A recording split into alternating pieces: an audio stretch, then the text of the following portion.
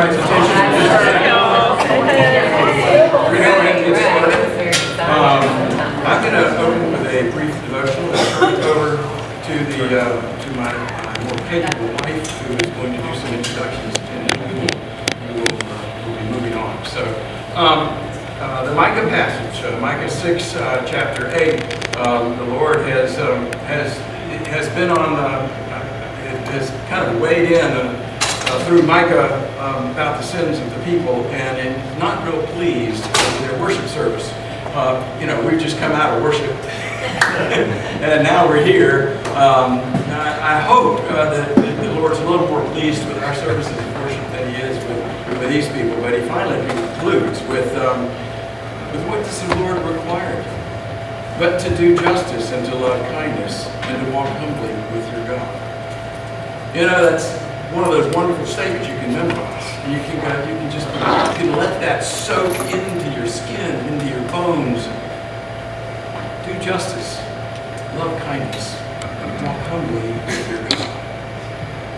Mull that over. Bring it to mind several times during the day and see if it doesn't refocus both your prayers and your actions.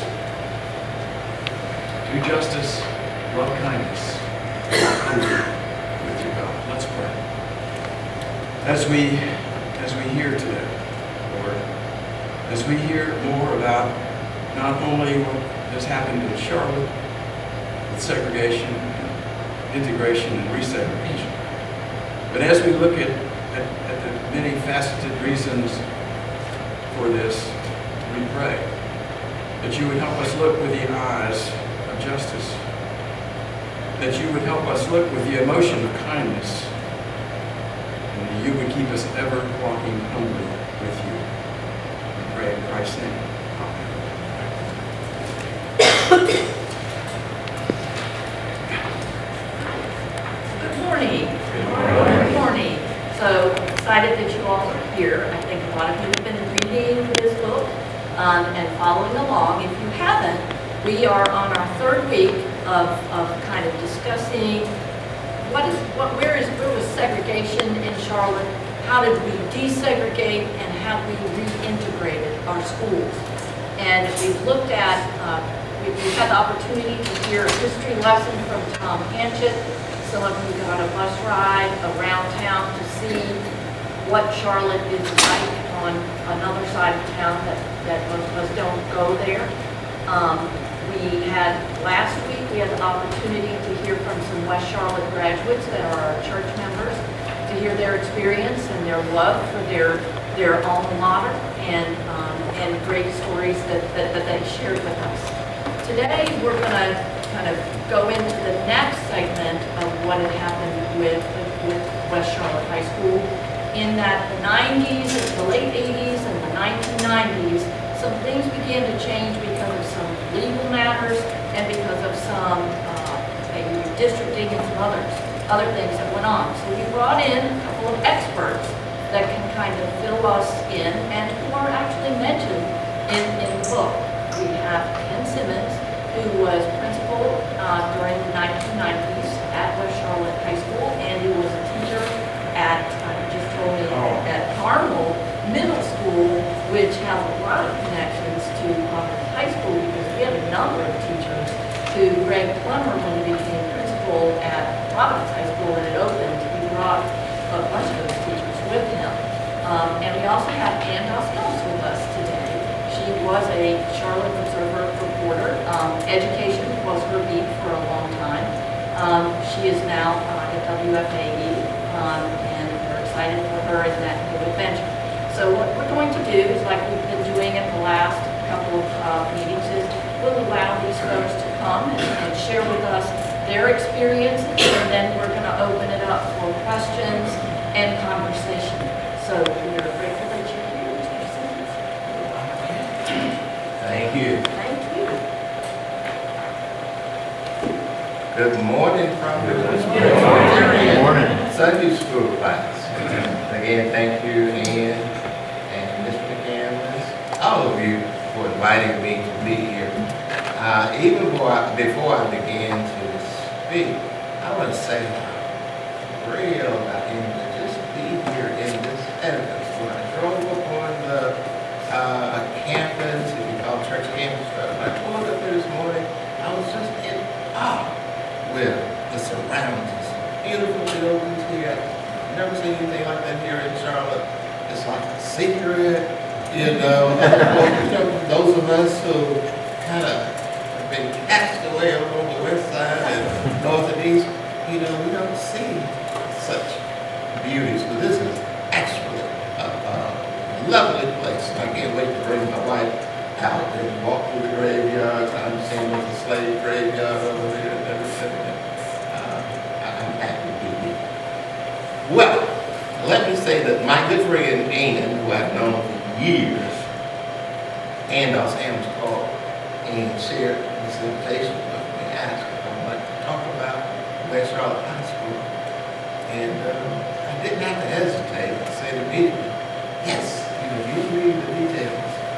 I think about West Charlotte High School every day of my life. Think about West Charlotte High School. You start thinking, why do you think about high school? But I don't talk about it. There are people who want to talk about it. I think about it because I lived and experienced there.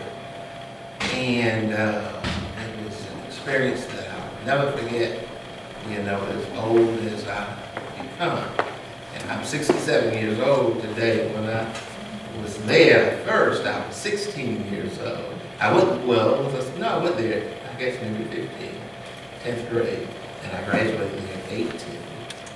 Went away around the world here in Charlotte, started teaching in Carmel and other places, as principal here and there, and I came back to West Charlotte in 1996 as principal. I had at that time been at that time I was, in 96, at Concord Middle School. We had converted from junior high to middle school, and I called, asked if I wanted to go to. I had a choice. Two new high schools, Vance and Butler hadn't been named at that time, but it was one, and West Charlotte. 3 schools are open. You can choose which one you want to go. And I knew, and I thought, West Charlotte High, you know, I'll go West Charlotte. Of course, you know. So did a little research on it, you know, just living across town, and my school was across town, and decided to do that. Well, at that time, we were like we are today without a superintendent. The superintendent had just left, and we had somebody who would come in and taken his place temporarily. And he shared things with me, like, Ken, when you get to West Charlotte, you're going to discover that it's not like what it has been the last 20, 30 years since 1970 during desegregation. Those two things are changing. Student pop, and when I asked, what is the main thing that's changing? It was the student population. You know, from 1970 up until the late 80s, West Charlotte had a student body that, oh my gosh, you probably would have to paint on the wall like a mural, just outstanding. And it consisted of some pretty neat children who came from some experiences that were quite nice and that sort of thing. But as the years went on through the late 70s and 80s, conditions changed. Other options opened up in Charlotte, such as magnet programs, and a lot of the children who attended West Charlotte, especially the African American children there because they loved it so much, they ventured out to quite a few of the magnet programs. At that time, Harding had a very strong magnet program. Right down the street, Northwest, was building a strong art school there. So West Charlotte began to lose some of that flavor of middle-class black children, and it was holding on, and it was holding on to its white, and have a white population of students that could outdo any students in Charlotte, Mecklenburg, and they did outperform any students in the system. When we would aggregate the test scores, our white children to the moon as far as test scores, math and science, and our black children had been moving right behind them, doing quite well. But understand, things began to change. Black population began to move out, and the inner city population, he explained to me, was coming in, and that's exactly what, can y'all hear me? Am I talking loud? A little louder than I heard. Okay. I was not talking to the mic at all. And that is exactly what I found when I got there. I found a group of African American boys and girls, especially boys, who were not functioning the way they should. They didn't seem to be totally a part of the school like many of the other students who had been there for a long time. When I met with the teachers, they said to me, Mr. Simmons, one thing we need for you to do, we need to get the boom boxes out of here in the hallways. I don't know if you all remember boom boxes. They were popular in the early 90s, and we had kids up and down the hallways bouncing between classes. Boom box was turned up. You know, they want, would you do something about that and get the hats off their heads and they're not passing Algebra 1. And this was mainly about African American students. Our upper middle class students were continuing to do quite well. Of course, our white students were just tearing it up, you know. So what I had learned as an educator for the first 20 years of my life, and especially during those years as an administrator, is when you go into a new program, and our programs, of course, are about education in schools, you study what's going on. You don't go in and make immediate change. Go in and see what the lay of the land is all about. And then you work. I mean, you look at your strengths. Discover your strengths. What are you going to do about your strengths? You want to make those strengths even stronger, you know. But if you don't go down and find those weaknesses, discover what your weaknesses are, and examine them closely, you're going to continue to be where you are. And at that time, it was all about school improvement. We were here a lot. I don't care how well you were doing in your school, you had to improve next year. If you were doing poorly, of course you had to improve. So I had to improve West Charlotte, and the best way to improve West Charlotte was to tell the teachers very clearly, collaborate through collaboration and all of these things. That you all, we've got to keep our high-flying black and white children where they are. We got to move them. And that was quite easy to do. I said, but our biggest job, our challenge is going to be this large body that we have now. And you all, it was huge. And when I got there, West Charlotte had a population, we had about 1,900 plus students. And we had, we had 60% African American students, and the majority of them were poor students. Did we have a nice middle and upper middle class group? Yes. But the majority, and culturally, they were about something else at that time. It was not school. They could not buy into all the things that turned the other students on. And as principal, that's what I thought I had to focus on and get the staff to help me with right away. And we began to do some wonderful things, and as we worked hard, the bottom fell out. Now, I'm going to stop there in case I talk too long as an introductory piece, and you can ask questions, and I'll start again, or whatever. But let me just pause.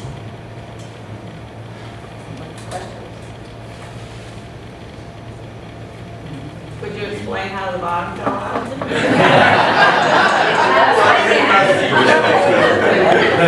But even before the bottom fell out, what did you put into place that seemed to be working? Okay. Remember, West Charlotte was a magnet program and a regular school program. We had all the schools in Charlotte-Mecklenburg were regular school programs, comprehensive school programs. And then we had our magnet programs. A lot of people did not know that West Charlotte was partially, it wasn't full magnet, it was partially magnet. Magnets attract students and have common themes that pull students in there. Our theme was the open school, you may remember. And it was funded by the federal government. So what I was told a week before I went there to report to work for the first day, and this was the director of magnet school, she said, Mr. Simmons, you got to adhere to those magnet school rules and regulations or we will lose our funding as a school system. And they are not adhering to them at West Shore. And what are they? She said, it's a democratic process. It has to be. She said, the magnet school program is all about democracy and it's about students being together and we can't have homogeneous classes and we can't, you've got, well, it was almost like, why didn't you tell the others before I got there? Why are you putting this on me? Well, he did. He told Will Crawford, the principal, who was there just before me, an African-American principal. He was there for about a year and a half or 2 years. And when he began to work on it, I mean, he and his staff members began to work on it. It was history. He had to go. But he said, well, let me tell you what I discovered. And if I can answer your question, what did I do? I made it very clear to the staff, first of all, that whatever the conditions are that are in place to make sure that our high-flying students are doing extremely well, let's make sure that they continue.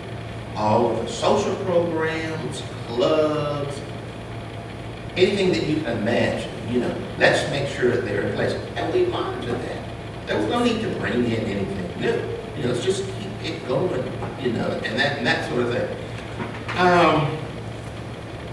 But it was when we began to look at doing something to grab this bottom part up, I was attacked as principal and said, basically it was never 100% clear, but almost coded language. That's not what you're here for. We're not interested in that. For example, it was my job, my chief job was to observe teachers to make sure that they were doing a good job of instructing. And we had been trained to go in, and if any of you were teachers during those days, you remember. Sometimes we had to observe one teacher. I think the most we know it was 32 times in a year, and it fluctuated from some teachers 10 times and some teachers 30 times. Well, my job was to go in and observe teachers to see if they were doing a good job. As I went into some classrooms, there were no African American children, period. Sometimes one or two at the most. Okay, one or two at the most. And that was not just an exception. We had quite a few classes like that. The entire school, 1,900 students. Most folks didn't know that. People didn't have the knowledge that I had as principal and the keys to go. I could really lift the roof off the school and just look down and see everything that was going on. I had that capability. So I saw it, and others were involved when they would hear things like that. They thought all of the classes were totally integrated and that sort of thing. But we would have 1 or 2, and they were classes like chemistry 2 and Latin 3 and French 4, and those kinds of classes. And once I began to integrate more of those classes, pulling in and what I was not told to do, but my superiors at Mr. Simmons, look at those high-flying African-American students. Surely there are some in there who can do well in classes such as these. And once we began to try to place more African-American students in classes, then the attack was really on. The attack was on, and it came from a small group of parents. It didn't come from a large group of parents.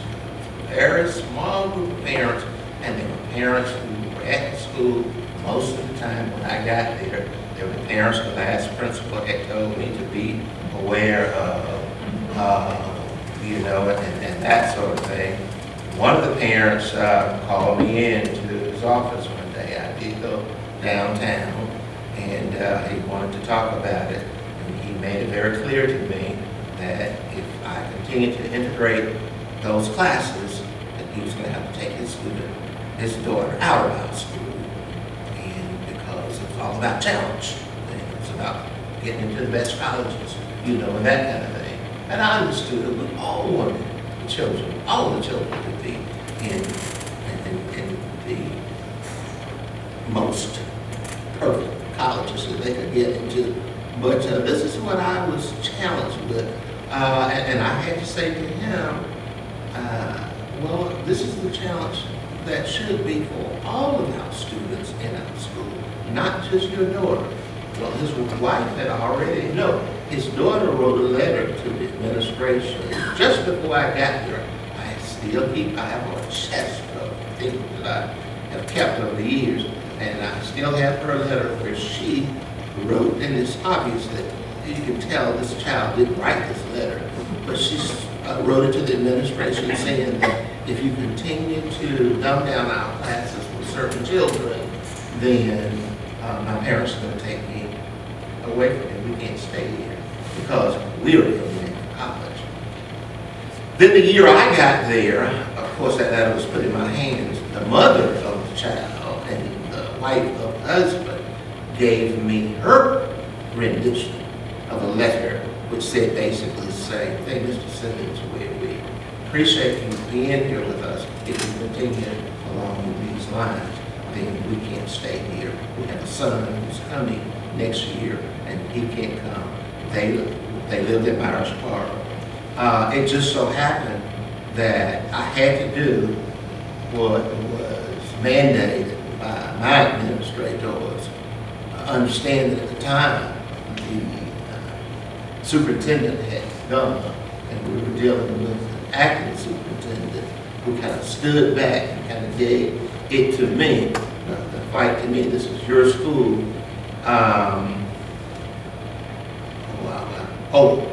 And then when we brought in the new superintendent, he moved into the Myers Park community. And it was really on then because the parent group started to grow like a snowball. And they had his ear, and it just led from one thing to another. It became very unpleasant. I'm going to pause and I'll keep going. I'm getting this somewhat from where I'm sort of in this section of the book right now. Okay. And I'm curious, because you were an experienced administrator when you came to West Charlotte, if you could comment on when it was that statistics and ranking schools and the sort of more data-driven approach to evaluating how kids are doing and how schools are doing, when that started for you in your career, and it sounds like by the time you were at West Charlotte, that was firmly in place, but I'd love to hear you comment on just how it was before and when it got like that. Okay. It's interesting that in Charlotte, I'd love to tell a story one day about how teaching evolved in Charlotte. When I came into Charlotte, Mecklenburg, you could just teach anyway. You could go to your classroom as a brand new teacher, and you teach any way you want, any way your college had taught you to teach any way you perceived that what teaching was. That's the way we did it. And then all of a sudden, things began to evolve as we got newer superintendents that come in, and we all started to speak the same language of what good teaching, effective teaching is all about. And then we even began to start looking at effective schools, what ingredients, what must be in place to have an effective school, and that sort of thing. And those things began in the late 70s, and throughout the 80s, Well, it was in the 80s, around the mid-80s, when we began the segue into test scores and monitoring instruction and that sort of thing. It was around 86, 87, around the time that we were doing training teachers to become better teachers. So by the time I got to West Charlotte, it was well advanced. Yes, sir. I think last week Nancy mentioned that about that time at Myers Park, when they saw the success that West Charlotte was having in drawing their students away, they were able to have the IB program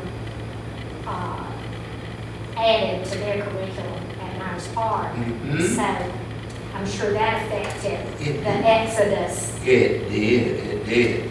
Just as I mentioned the program at Harding, which was very successful, the science and math program, which was the only, the IB was the very next one they did at Myers Park and one or two other high schools, and a lot of African American students, you know, who would have been in Charlotte forever, parents would move them out of it into those programs, and that settled the number of African American students, and it began to make the mix at West Charlotte very difficult to operate on a day-to-day basis, because we began to have kind of cultural clashes, you know, middle poor folk coming together, middle school children, middle income and upper income, and poor children clashing.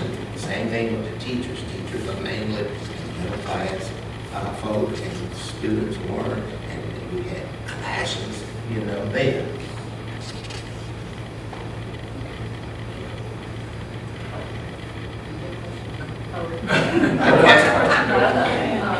So could we maybe let Ann? Sure. Well, let me tell you a little bit about Ann before she comes in. When I was principal at Cochran, just before I was promoted to West Charlotte High School, I'd been there for 5 years, and it was one of those schools that was it was just a poor school, and we had shootings and child murder every year, and Ann was new as around that time on the scene, and she came over and asked if she could come and do a story on school about shootings and murders and things like that. And I said yes, and I thought Ann was going to come, you know, for an afternoon. Every day for a weekend, came over, moved in with us, and did a fantastic story. I still have that on my wall here. I was almost an hour, but just has been a fantastic person with education issues over the years, and I appreciate you.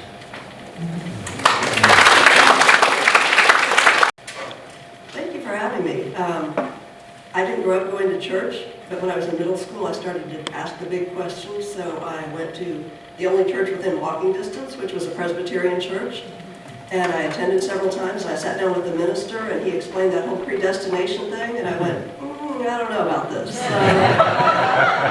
for a very long, winding path, I ended up at the Unitarian Universalist Church of Charlotte, which is theologically very different from this church, but this stuff that you're doing, I'm so impressed by this class, and I think everybody at our church, we are also trying to deal with our own racial and class and privilege history and figure out what we ought to be doing. And we don't read a lot of Bible verses, but that one you read just now was just perfect. So I am really delighted to be here, even if I'm still not sure about predestination. We're not sure what it is either. But you were meant to be here. So, and I know you are studying history, but I also know that the reason that you're so engaged with this is that it's all still going on. You know, Ken mentioned that we met when I was doing a story about guns in schools. Hearing a bit about that now? So I'm going to just try to hit really quickly on some themes that were very big during that time and that you're still going to see and hear about. So how many of you were here when that whole court case was going on that led to the order to go to race-based desegregation? Yeah. So you remember it was painful, it was messy. Tommy Tomlinson, the Observer's columnist, dubbed CMS as doing the doofus defense because they were actually going in and arguing that we have not created even equality. You know, that there are unequal conditions, that we have schools that are not providing a truly equal opportunity for our black students. And it was at that time very much about black and white. Now it is much more Hispanic, international, but the assignments at that time were done on black versus non-black. And I think it was 40% black and 60% non-black. And assignments to magnet schools were often doled out on that basis. So the case that was filed was a non-black, sort of white/Hispanic child who did not get into the magnet school that her family had chosen. And of course, over the course of many years and extensive, painful legal wrangling, it came to 2002 where the new choice plan was going to go into place, which kept the magnets but was much more heavily based on neighborhood assignments. And going into that, officials knew that this was going to create much more concentrations of poverty, of disadvantage. You were going to have haves and have-nots, and that it was going to be much more expensive to educate children in the schools where you had concentrations of disadvantage, which were also going to be the mostly black schools. And you started hearing a term then that you'll hear now, equity. The idea being that equity is not just about giving everybody an equal slice of the pie. Equity is about looking at those schools and figuring out what more they might need to give those children truly an equal opportunity. And it was tough to figure out then. We haven't figured it out yet. If you follow education at all, you know they've been wrangling over the latest version of their equity policy. What do you look for? What do you measure? How do you make it happen? Money is always a big part of the equation. And I remember, and I can't quite place all the superintendents that he was talking about to know for sure who he was talking about, but just before this choice plan went into place, Eric Smith, the superintendent who had been leading it through this court case, took a job somewhere else. And Jim Hughesley, his deputy, who was our first and so far only black superintendent, took over. And he was presenting a budget to the county commissioners and he was asking for money for equity to do some additional things to support those schools. I lose my notes because my phone turns off on me. But he had asked for a fair amount of money. And the county commissioner said, is this enough? Is this really going to do everything we promised to do? And he said, no. And they said, well, how much would it take? And he said, let me get back to you on that. And so he drew up the number, and it was like $150 million or something. And he had not presented that number because he knew he wasn't going to get it. And once he presented it, a lot of people then were like, oh my God, look at this crazy guy. Look what he wants, $150 million or whatever it was. So there's always been that dynamic of, A, it's not totally clear that we know what to do, but B, even if we think we know what to do, are we going to pay for it? Very lively question now. This question of sorting students, I think, is huge. Are our schools about carving off really great opportunities for our high flyers, for our kids, and it's not totally about race, although if you look at test scores, it often, in aggregate, white kids are more likely to be in that high flyer group. So that whole question of, is it valid for parents to seek out an opportunity, not because they're racist or whatever, but because they know if they move into the zone for Providence Spring right across the street, they are going to be in with a lot of high flyers, they're going to have a strong PTA, they're going to find the best opportunity for their children. And I think what we saw was that CMS very much has sorted out along those lines, which also then tend to be along racial and economic lines. But within schools, what you would have was things like where they would bring a magnet program in that would attract high flyers, and the school would, on average, look a little better. But sometimes if you looked pretty closely at that, your high flyer kids were over here in classes, and the kids he was talking about that most needed the help getting opportunities were kind of off on the sidelines, not getting so much. Very much an issue. Magnets are still huge in CMS. That was a big part of this last round of student assignment, which was, the angst and drama that we had with that was like having a cold compared to the flu of this, of the court case. But anytime you bring up student assignment, it gets messy. And there was a study saying that the magnet schools had not done a good enough job of really bringing the benefits of a magnet to everybody. So again, that thing of how many kids do you put into the high-flying classes, very, very big out there. Leadership churn. that's going on. West Charlotte High School is again looking for a principal, and I think you're going to hear from the one that you thought was, going into this was going to be the current principal, and now is the departed principal. Looking for a new superintendent. And that's a huge issue in trying to build any school. I think Pam's book touches on that, how they kind of, for a while, were changing principles like you change socks. Denise Watts, you probably know about Project Lift, which was a big community-wide effort to build West Charlotte High and its feeder schools. Denise Watts has just left. She was in charge of that. She was a key player in a lot of this.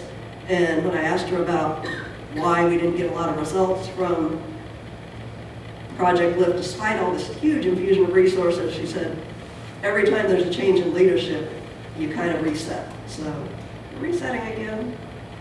And I think you raised the question about test scores. That is the thing that really keeps me up at night.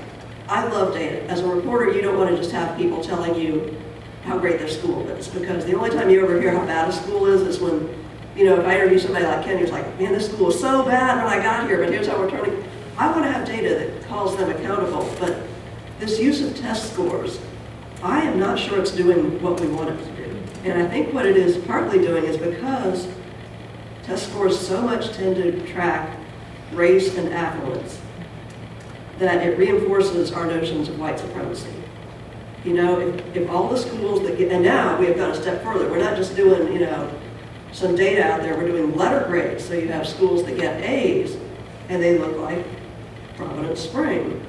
And you have schools that get D's and F's, and West Charlotte is a C now. The high school grading system is a little different, so you don't have any or many F or D high schools, but look at all the F and D elementary and middle schools, they look like West Charlotte.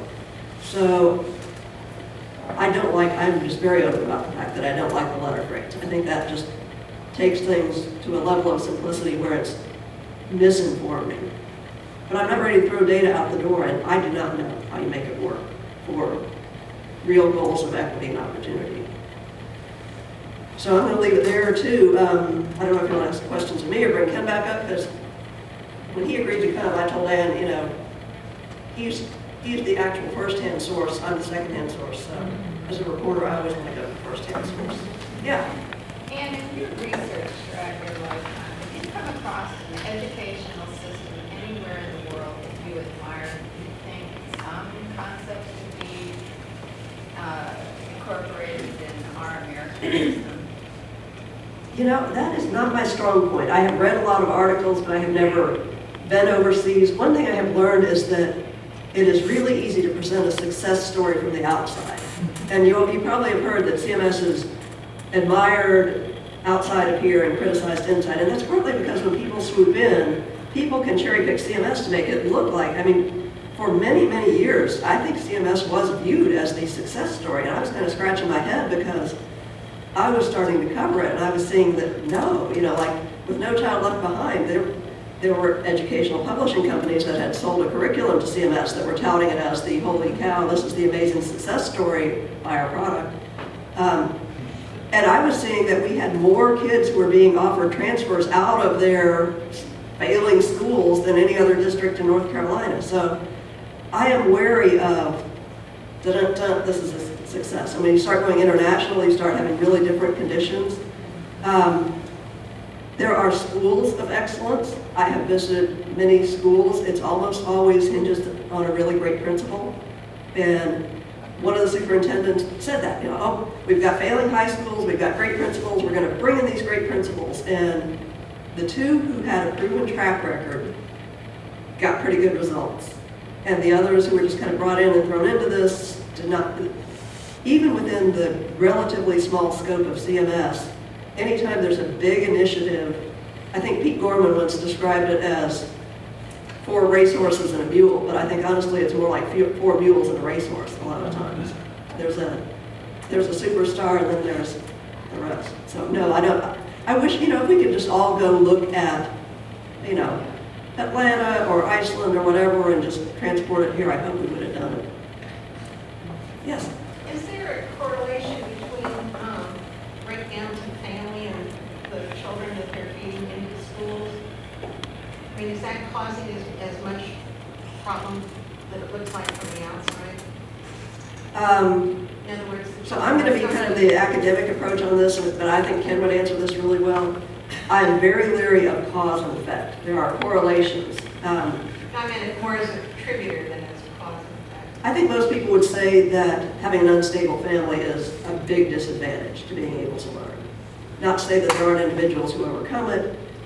It is actually now, they have this really complicated socioeconomic status formula that they use to sort of shape magnet assignments, and man, it has gotten so murky, and I, again, have dived into that data and I can't quite figure it out. But one of the factors that they use to assign socioeconomic status to a neighborhood or a census block is single-parent household status. Ken, do you want to talk about families? Because you can do that. Yeah. Let me kind of go back to the question just prior to you, as first I will say that based on the 30 years, almost 30 years that I spent in Charlotte, Mecklenburg, and the many years that I've watched the event since, that our school system, your school system, Charlotte, Mecklenburg, has the potential to be the best school system in the nation. It has many of the right ingredients. We could turn it on tomorrow, but we have to ask the questions about where is the will, the intention to do the right thing. And this is what I have seen over the years, especially I saw it in the school system and since I retired. I support neighborhood schools. I believe the students ought to go to school where they live. I think that is just a natural process. It makes all the sense in the world, especially young children are too close to mommies and those kinds of things. But if you keep a segment of students who are poor, vulnerable, if you keep them in their neighborhoods, then what seems fair when we start to talk about equity isn't really equity and fair at all. When we say that we're going to give Mineral Springs $6,000 per child, and we're going to give Bronze Elementary over here, where the parent income is $20,000 a year, we're going to give them $6,000 per child every year too. That's not equity. You know, there are things that are needed in those schools that come nowhere near what Mineral Springs. I put together a little booklet that's all about improving inner city poor schools, and we have shared it with folks, and we have come up with what we think are those ingredients that must be in place where poor children attend schools every day. But we can't get the powers to be to examine it close enough to say, okay, let's try this at least. You know, some of my buddies all said, we will, without any charge whatsoever, take your poorest school in Charlotte and go in and volunteer and show you how to work with certain factors that must be in place that we're not allowing to be in place. Why aren't we allowing these things to be in place? That has to be answered. And the family thing they want to ask you about. And the family thing goes right along with that. You know, the poorer the families are, the poorer their families were, the poorer their families were, and you put 25 poor families, children together in a classroom with the teacher making the same amount of money and the same amount of everything, all the resources, and we're going to continue to have the gap, this humongous gap. Has there been any effort I know that like the PTA resources and time is spent over at Providence Springs, any effort to say, why are you spending all of your time at just your child's school? Like, is there a benefit to somehow centralizing the volunteering resources and saying, we need people over here, we need people over here? Would that be helpful, or It's been a point of discussion since I've been covering this, since 2002, probably well before that. when there is talk about having everybody raise money and put it into a pool that then goes back out, that is really resisted. People feel like I have a right to support my child's school. Plus, it's not just money, although the big PTAs raise a lot of discretionary money. It's also volunteers. What there have been is a lot of partnerships where a school like Providence Spring, I don't know if it's literally doing it, but I wouldn't be surprised, picks a school with high poverty levels with a lot of parents who work during the day and can't, churn out 100, 200 volunteers for events. And I think there are probably mixed reactions to that. There's sort of that whole white savior thing that you all are familiar with. And so when a bunch of people who look like us vault into a school where the kids look like him and, we do our good deed and then we go back to our school, I don't know, it's really tough. And I just want to, I know we are almost out of time, but he told a story on me, so I want to tell a story on Ken. When I met Ken, he was the golden boy of CMS. I mean, he was the star. And when he was talking about that brochure to talk about how to work with these kids, you might think people would be all over that. And I believe he is still having a really hard time getting anybody to pay attention to it. And I can't tell you everything that went on with Ken's career in life, but what I know is he started talking about race in a way that was really not acceptable in the 90s. He talked about white teachers through low expectations not doing the best for some black students. He was not going up to them and saying, "You're a racist." At least I don't think so. I wouldn't have my staff. But we tend to perceive it that way, right? We're really uncomfortable talking about race, and we're really uncomfortable if it's our race that's being talked about. So Ken was perceived as having set off a real racial stink bomb at West Charlotte High. And I think what he was saying is much more mainstream now. He and I have talked about that sometimes being the first person out of the gate is as bad as being the last person, because society has kind of come along on that, but he paid a price for that. He is not the golden boy in public education circles. So you might want to add to that. Thank you. Ann Clark was the teacher, was the principal of the year for Wachovia Bank downtown. They do this award every year back in the 90s or early 90s. And I was the first runner-up. She and I were kind of, with each other, but I was thrown away, for having gone to West Charlotte. But back to the question I heard about if PTAs would share monies, that would be so wonderful, but it is not necessary because, as Ann said, it is not what is the missing link. It's not about money. I think it's more about decisions. It's about who makes the decisions as to what those are. Education, teaching has never been a cookie-cutter approach. Everybody's got it, but this is what our school system has been about. We got to do the same thing when we do it at Merrill Springs. We got to do it at Brown's Elementary School. Same type of leaders we have over there, we got to have that. Others who ought not be making the day-to-day decisions as to where the children sit and how much time they spend on the playground, whatever. Those things are not in order. We've got to wake up and say, okay, let's let some people who look like the children make some decisions about some education opportunities. This is the way it was when I came through the school system 20, 30, 40, 50 years ago. Thank you guys so much. Enjoy. Ready to wrap them up? Yeah, thank you.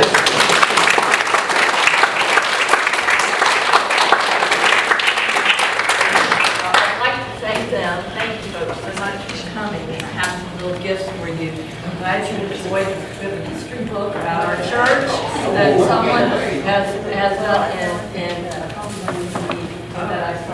I was going to say. All right, so we're so grateful and thank you so much.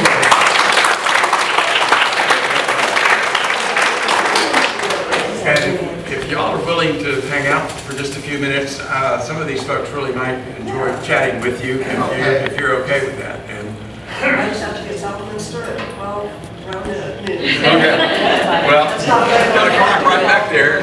But thank you. Thank you so much, Aaron.